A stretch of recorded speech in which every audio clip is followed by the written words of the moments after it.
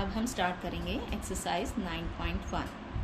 Question number 1 है identify the terms there coefficients for each of the following expressions. जैसे आपने last video में समझा था कि टर्म्स क्या होते हैं, कोफिशिएंट्स क्या होते हैं, तो उसी चीज़ का हम यहाँ पर यूज़ करेंगे। फर्स्ट पार्ट है हमारा, इसको हम टेबल बनाकर फिर सॉल्व करेंगे, इजी भी रहेगा हमारे लिए। पहला एक्सप्रेशन है 5xyz² माइनस 3zy।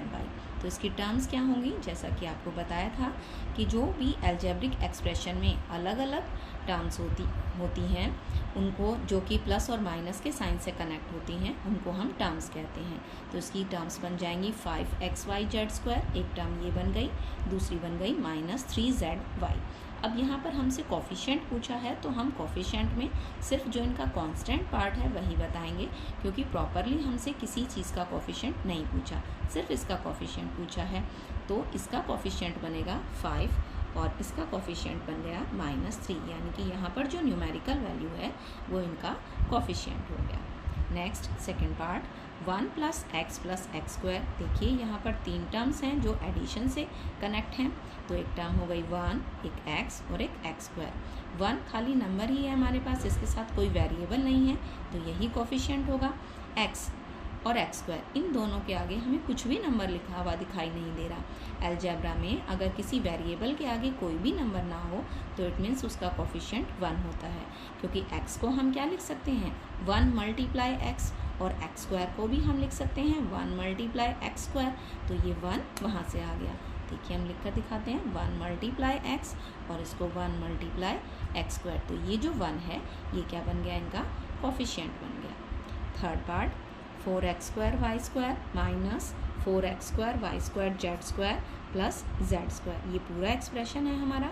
टर्म्स हैं इसकी 4x² माइनस 4x² z² और z²। ये 3 टर्म हमारे पास हैं, इनके कोफिशिएंट हम लिखेंगे।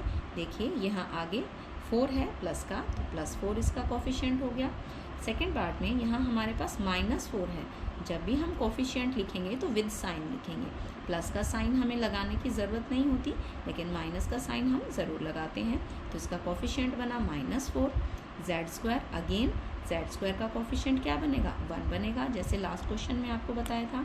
z² का मीनिंग क्या हुआ 1 × z², तो इसलिए इसका कोफिशिएंट क्या हो गया 1 हो गया। Fourth part 3 - pq + qr - rp। यहाँ पर हमारे पास 4 टर्म्स हैं। एक टर्म है 3 - pq qr - rp। 3 टर्म है तो इसका कोफिशिएंट 3 - pq। यहाँ पर नंबर कुछ नहीं दिखाई दे रहा, इट मीन्स नंबर क्या होगा 1, लेकिन साइन है साथ में माइनस का, तो कोफिशिएंट बन जाएगा -1। qr के सामने कोई नंबर नहीं है, इट मीन्स कोफिशिएंट 1 हो गया।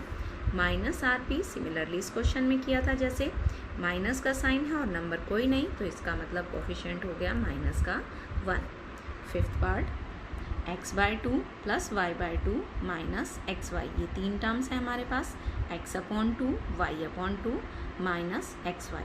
अब देखिए x के साथ क्या लिखेंगे हम इसका कोफिशिएंट, इस x/2 को हम क्या लिख सकते हैं 1/2 × x, ऐसे लिख सकते हैं। तो इसका कोफिशिएंट क्या हो गया 1/2 हो गया।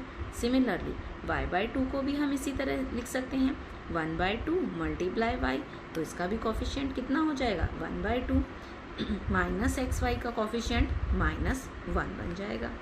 Sixth part 0.3a - 0.6ab + 0.5b। 3 terms हैं हमारे पास 0.3a -0.6ab 0.5b। a का कोफिशिएंट 0.3, ab का कोफिशिएंट -0.6 और b का कोफिशिएंट 0.5। ये था क्वेश्चन नंबर 1, जिसमें हमने टर्म्स और कोफिशिएंट्स को अलग अलग किया था। अब हम स्टार्ट करेंगे क्वेश्चन नंबर 2। क्वेश्चन नंबर 2 की स्टेटमेंट है classify the following polynomials as monomials, binomials and trinomials. Which polynomials do not fit in any of these 3 categories? कुछ हमें एक्सप्रेशन गिवन है, उनमें से हमें बताना है कि कौन सा मोनोमियल है, यानी कि किसमें सिर्फ एक टर्म है, बाइनोमियल मीन्स 2 टर्म है, ट्राइनोमियल मीन्स 3 टर्म है और 3 से ज़्यादा अगर टर्म है तो इसका मतलब वो इनकी किसी भी कैटेगरी में फिट नहीं होते। पहला एक्सप्रेशन है हमारे पास x प्लस वाई। देखिए यहाँ पर 2 टर्म्स हैं तो ये क्या बन गया, बाइनोमियल बन गया। 1000 सिर्फ एक ही टर्म है, इट मीन्स ये मोनोमियल है। नेक्स्ट को थर्ड पार्ट में x plus x square plus x cube plus x 4 देख रहे हैं हम, 4 टर्म्स हैं तो इसका मतलब ये हमारी मोनोमियल, बाइनोमियल, ट्राइनोमियल किसी कैटेगरी में फिट नहीं होता, तो it means not in category. Fourth part 7 plus y plus 5x, 3 terms हैं हमारे पास, ये ट्राइनोमियल बन गया। 2y minus 3y square, 2 terms हैं तो ये बाइनोमियल बन गया। 2y minus 3y square plus 4y cube, 3 terms हैं तो ये ट्राइनोमियल बन गया। Next seventh part 5x minus 4y plus 3xy, 3 terms, trinomial है। 4z। Next part 8 4z minus 15z square, 2 terms हैं हमारे पास तो ये बाइनोमियल है। नाइन्थ पार्ट में AB plus BC plus CD plus DA, 4 terms दिखाई दे रही हैं, ये मोनोमियल, बाइनोमियल, ट्राइनोमियल किसी कैटेगरी में नहीं है तो it means not in category. 10th part PQR, ये पूरी एक ही टर्म है तो ये मोनोमियल है। P square Q plus PQ square 11th part है हमारा, 2 टर्म हमें दिखाई दे रही हैं तो ये बाइनोमियल हो गया। 12th पार्ट में 2P प्लस 2Q, बीच में प्लस का साइन या माइनस का साइन हो तभी हम टर्म्स मानते हैं, तो ये 2 टर्म हमारे पास हो गई, ये बन गया बाइनोमियल। ये क्वेश्चन नंबर 2 यहाँ कंप्लीट होता है। इसके बाद हम स्टार्ट करते हैं अपना क्वेश्चन नंबर 3। ये इम्पॉर्टेंट क्वेश्चन है और ये ही अलजेब्रा में ज़्यादा यूज़ होता है। वो आपको जनरल इन्फॉर्मेशन के लिए थी कि आपको मालूम होनी चाहिए, और इसकी जो प्रैक्टिकल नॉलेज है वो ऐड और सब्ट्रैक्ट के क्वेश्चन में काम आती है। तो फर्स्ट पार्ट है हमारा AB minus BC, then BC minus CA and then CA minus AB। ये 3 एक्सप्रेशन हमें गिवन है, इन तीनों को हमें ऐड करना है। तो जहाँ भी हमारे पास कोमा लगा हुआ है वहाँ हम प्लस का साइन लगा देंगे। फर्स्ट एक्सप्रेशन लिखा हमने AB माइनस BC, कोमे की जगह प्लस लगा दिया।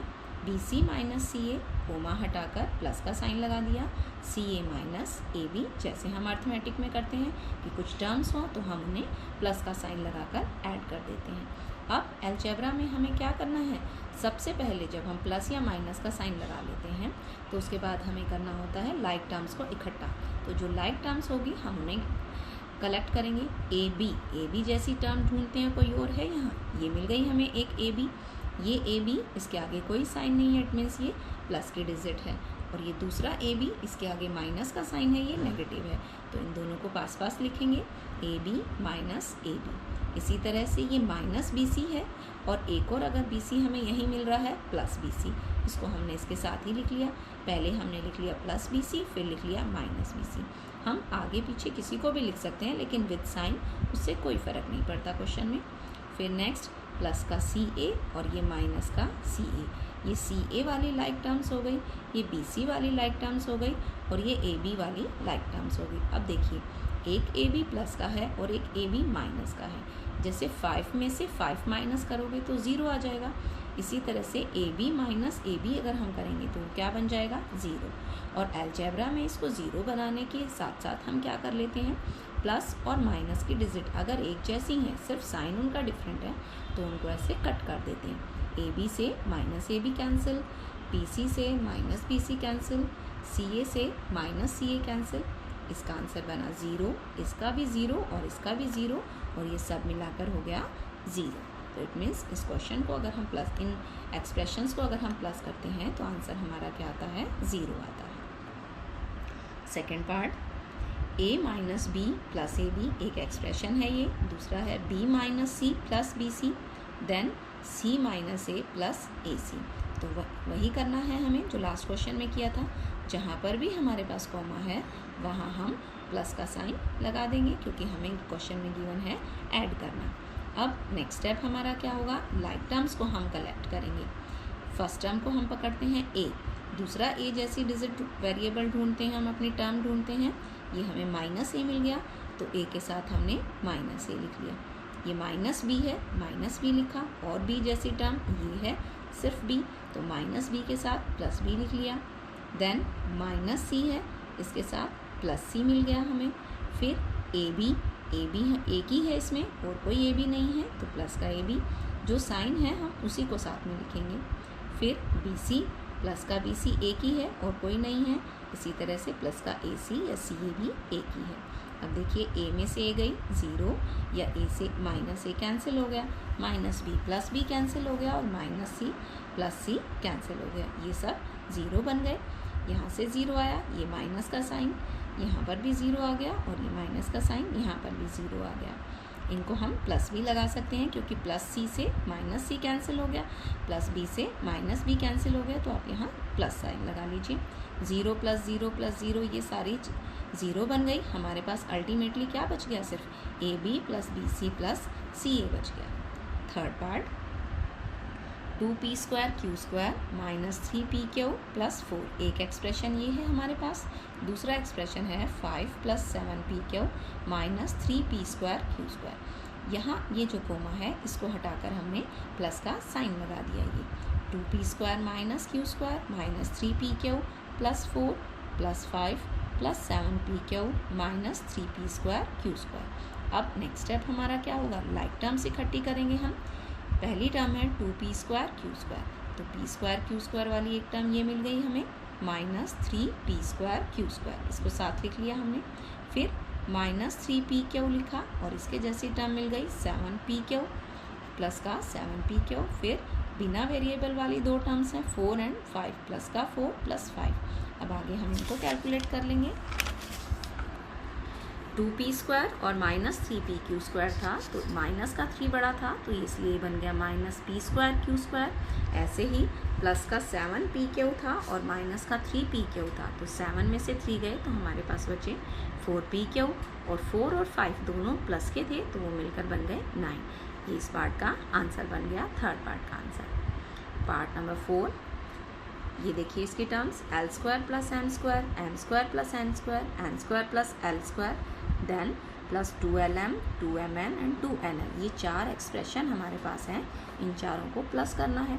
ये फर्स्ट एक्सप्रेशन, कोमा हटाकर हमने प्लस लगा दिया। सेकंड एक्सप्रेशन, इसका कोमा हटाया, यहाँ प्लस। थर्ड एक्सप्रेशन लिखा एज इट इज़, कोमे को हटाकर प्लस लगा दिया, और देन ये फोर्थ एक्सप्रेशन आ गया हमारे पास। अब वही स्टेप करेंगे हम, अपने लाइक टर्म्स को कलेक्ट करेंगे। l², एक और l² यहाँ पर है, दोनों l² को साथ साथ लिख लिया। फिर m² और m², ये दोनों पहले से ही साथ हैं, n² और n² फिर अगेन पास पास ही हैं। फिर जो बच गया 2lm, और कोई 2lm नहीं है इसमें, lm वाली टर्म नहीं है।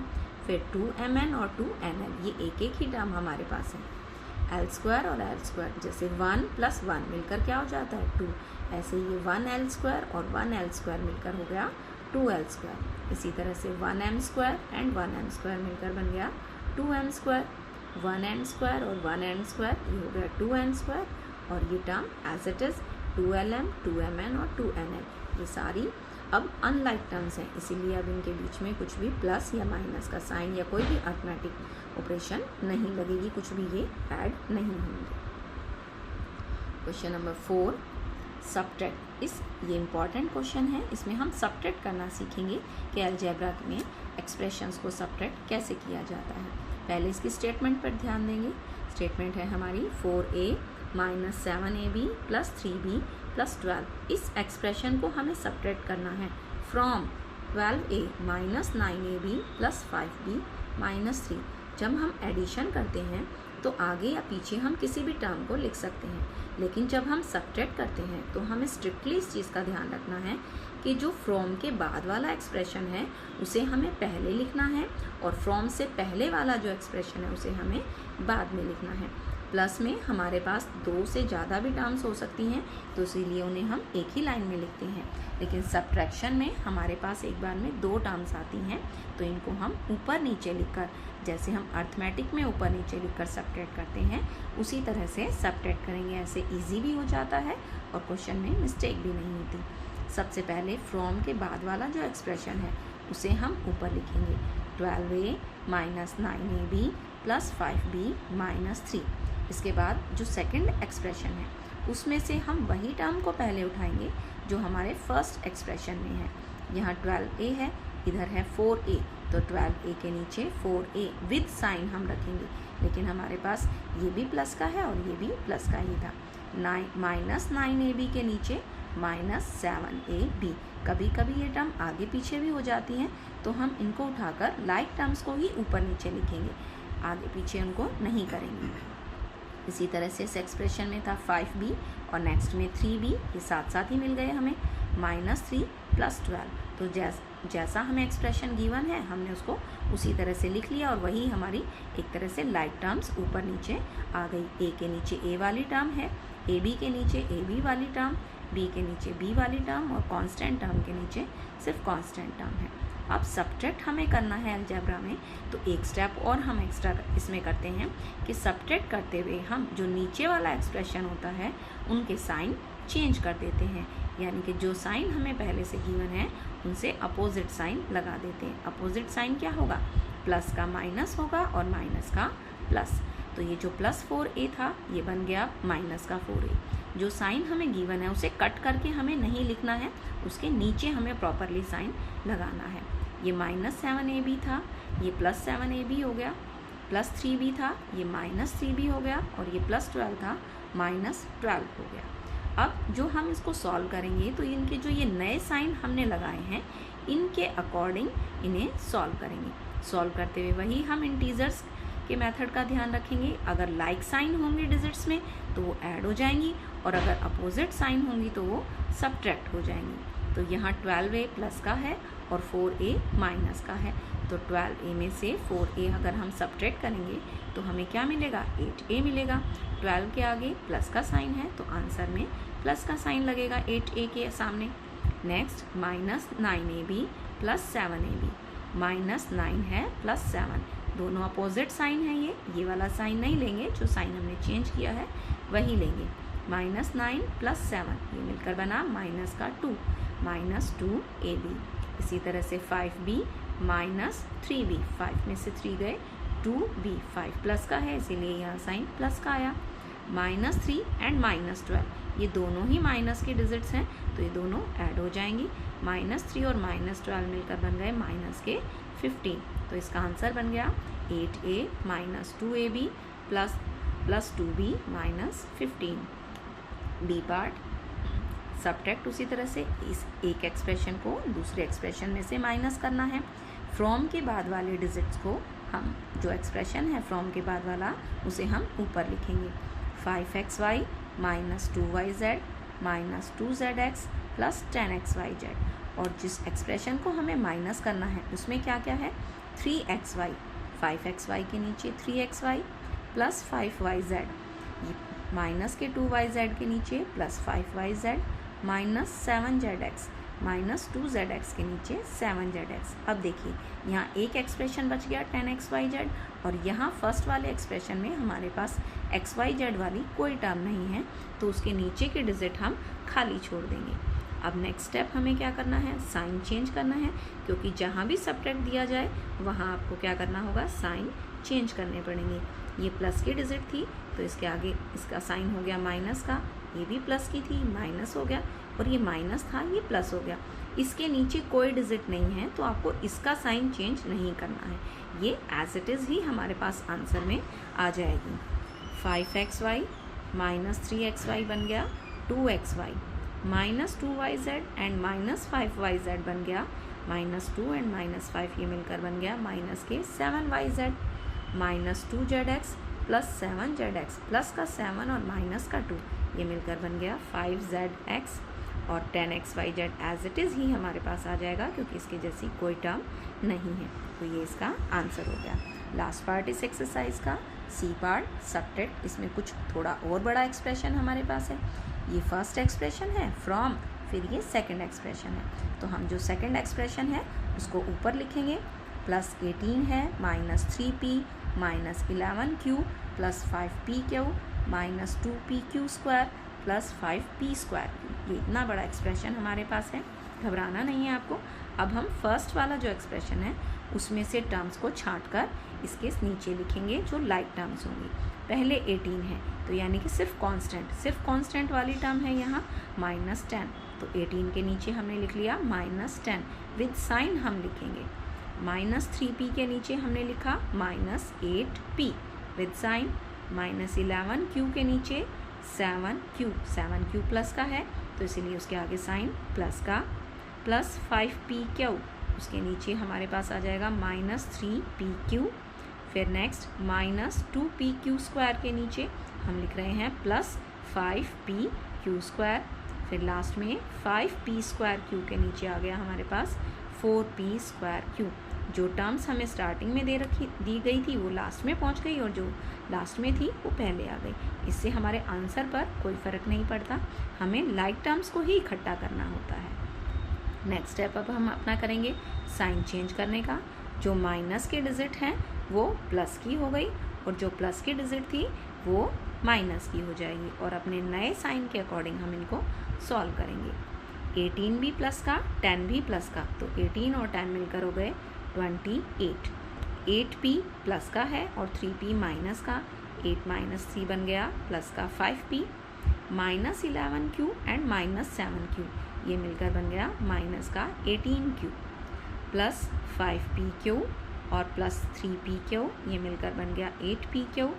-2pq² और -5pq² ये मिलकर बन गया -7pq²। लास्ट में +5p²q -4p²q प्लस का 5 माइनस का 4। 5 में से 4 गए 1 बचा, 1 हम आगे लिखते नहीं हैं, अंडरस्टूड होता है एक्सप्रेशन में अगर आगे कोई नंबर नहीं लिखा इट मीन्स 1 है, तो ये सिर्फ बचेगा p²q। ये इस क्वेश्चन का आंसर हो गया। ये इसका थर्ड क्वेश्चन और फोर्थ क्वेश्चन इम्पॉर्टेंट है। Have a good day.